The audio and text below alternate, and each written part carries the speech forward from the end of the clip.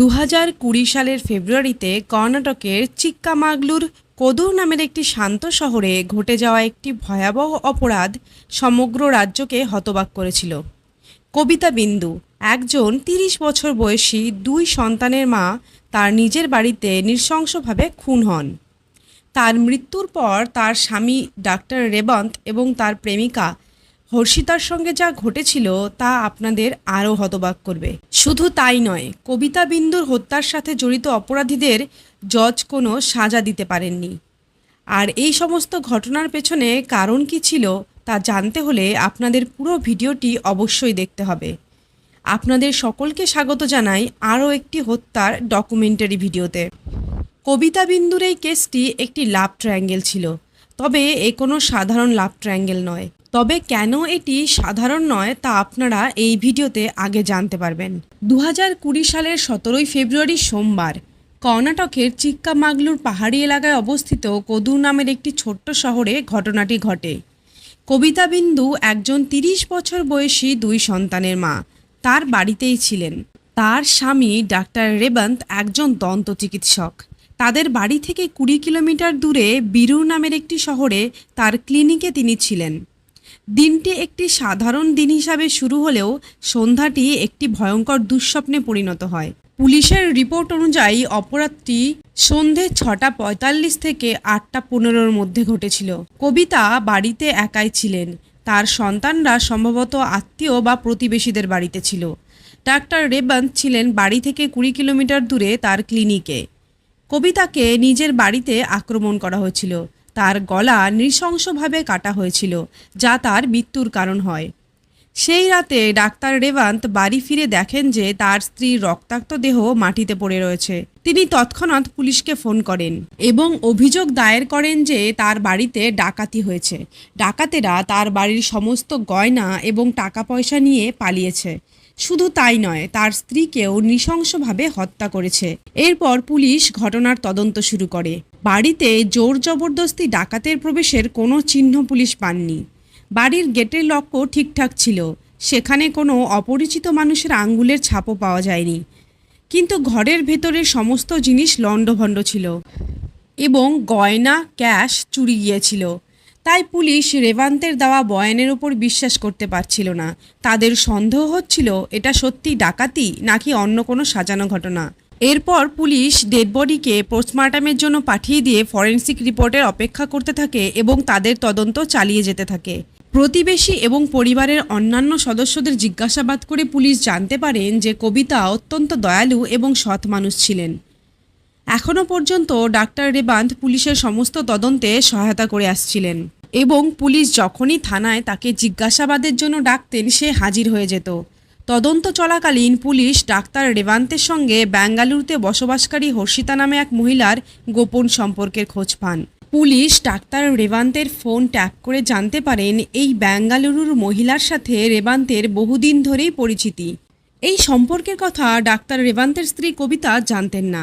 তাদের সম্পর্ক কিভাবে তৈরি হয়েছিল তা নিয়ে কোনো স্পষ্ট তথ্য ইন্টারনেটে পাওয়া যায়নি। এবার পুলিশের সন্দেহ ধীরে ধীরে রেবন্তের দিকেই ঘুরতে থাকে। রেবন্ত যেহেতু পেশায় একজন দন্ত চিকিৎসক এবং সার্জন ছিলেন, তাই পুলিশের সন্দেহ হয় কবিতার গলা তিনিই কেটেছেন। কারণ কবিতার গলা খুব সূক্ষ্মভাবে ধারালো অস্ত্র দিয়ে কাটা হয়েছিল। শুধু তাই নয়, তার পোস্টমর্টম রিপোর্টে তার রক্তে অ্যানেস্থেশিয়ার হাই ডোজের চিহ্ন পাওয়া যায়। অর্থাৎ তাকে খুন করার আগে তাকে ঘুমের ওষুধ খাইয়ে অজ্ঞান করা হয়। তারপর অভিজ্ঞ হাতে সূক্ষ্মভাবে ধারালো অস্ত্র দিয়ে তার গলা কাটা হয়। ঘটনাগুলি পরপর সাজিয়ে পুলিশের আর বুঝতে বাকি রইল না এই হত্যার পেছনে আসলে কে আছে। তখন পুলিশ রেবন্তকে আবার থানায় ডাক করান, কিন্তু এবার রেবন্ত পুলিশ স্টেশনে আসেন না। সে আসতে দেরি করাতে পুলিশ নিজেই গাড়ি নিয়ে তার বাড়ির দিকে রওনা দেয়। রাস্তায় যাওয়ার পথেই বান্দিকোপালুর গেটের কাছে ট্রেনের সাথে ধাক্কায় মৃত্যুর খবর পান পুলিশ। সেখানে পৌঁছে তারা জানতে পারেন সেটি আর কেউ নয়, রেবন্ত নিজে। এই হত্যার সাথে যুক্ত প্রাইম সাসপেক্ট রেবন্তের মৃত্যুর পর পুলিশ হর্ষিতার কাছে জিজ্ঞাসাবাদের জন্য যাওয়ার সিদ্ধান্ত নেয়। কিন্তু পুলিশ সেখানে পৌঁছানোর আগেই খবর পান হর্ষিতা নিজের ঘরের মধ্যে ফ্যানের সাথে ঝুলে সুইসাইড করেন।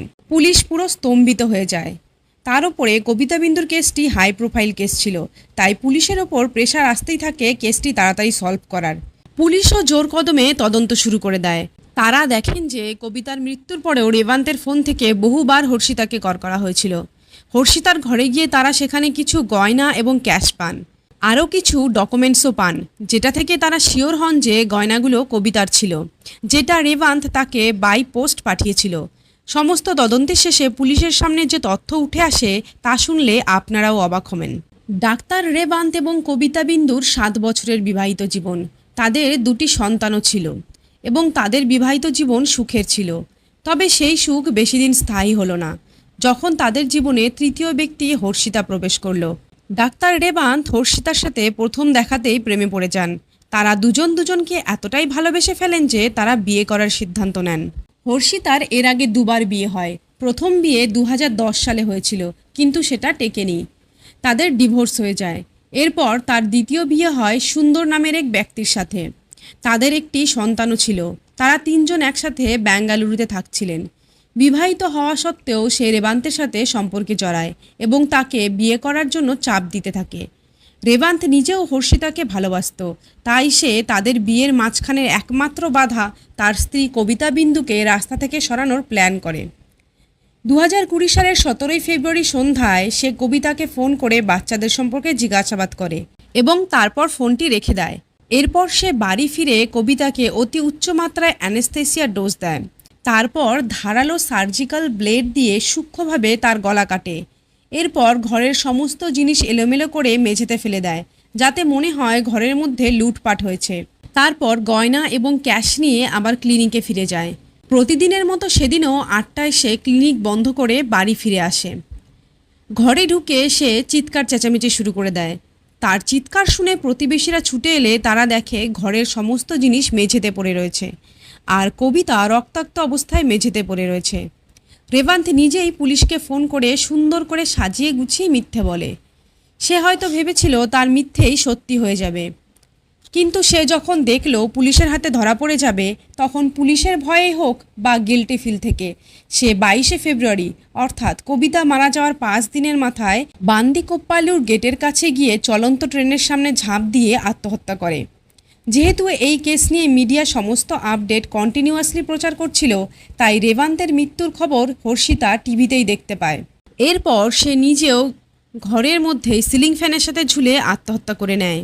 যেহেতু কবিতা বিন্দুর হত্যার সাথে যুক্ত 2 জন প্রাইম সাসপেক্টই মৃত, তাই জাজ এই কেসটিতে রায় ঘোষণা করতে পারেননি এবং তারপরেই কেসটি ক্লোজ করে দেওয়া হয়। সবশেষে আপনাদের মনে একটা প্রশ্ন আসতেই পারে, কবিতার ছোট 2টো বাচ্চার কি হলো? যেহেতু তাদের মাথার ওপর থেকে বাবা এবং মায়ের ছায়া সরে গিয়েছিল, সবশেষে আপনাদের মনে একটা প্রশ্ন আসতেই পারে, কবিতার ছোট বাচ্চা দুটোর কি হলো, যেহেতু তাদের মাথার ওপর থেকে বাবা মার ছায়া সরে গিয়েছে। যদিও এই সম্পর্কে ইন্টারনেটে খুব একটা তথ্য নেই, তবুও বলা হয় যে তাদের কোনো এক আত্মীয় 2জনকেই দত্তক নিয়েছিলেন আর তারা একসাথেই বড় হচ্ছে। আজকের এই গল্পটি যদি আপনাদের অন্তরাত্মাকে স্পর্শ করে থাকে, তাহলে একটি লাইক অবশ্যই করবেন, আর এই কেসের সম্পর্কে আপনাদের মতামত কমেন্টে জানাতে ভুলবেন না। আরও এই ধরনের সত্য অপরাধের ঘটনা জানার জন্য চ্যানেলটিকে সাবস্ক্রাইব করুন। আপনাদের সাথে দেখা হচ্ছে কেরালার স্যাম আব্রাহামের সাথে ঘটে যাওয়া হৃদয় বিদারক হত্যার আরও একটি ভিডিওতে।